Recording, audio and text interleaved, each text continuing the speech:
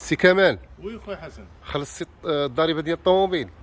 مازال اخويا لافينيات ان شاء الله حتى ل 31 يناير 2023 اخر اجل الاداء.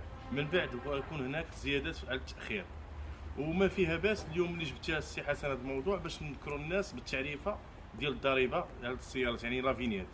نبداو بالسيارات اللي عندها الخيل قل من 8 ديال الخيل، يعني 5 6 7 ديال الخيل.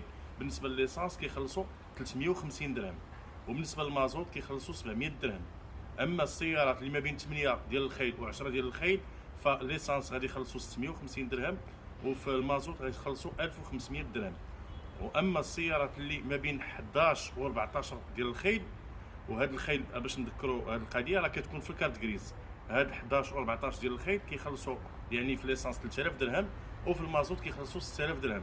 وإلا بغيتي تعرف العدد ديال الخيل راه كاين في الكارت غريز. عدد ديال الشوفو راه كاينه في الكارت غريز، بحيث هذه القضيه بزاف ديال الناس ما كيعرفوهاش، لانه كيكونوا كيبدلوا السيارات ديالهم، كيكون في واحد النيفو، كيطلع لواحد النيفو اخر ديال السيارات، وما كيعرفش يعني شحال غادي يخلص في الضريبه اللي هي لافينيت.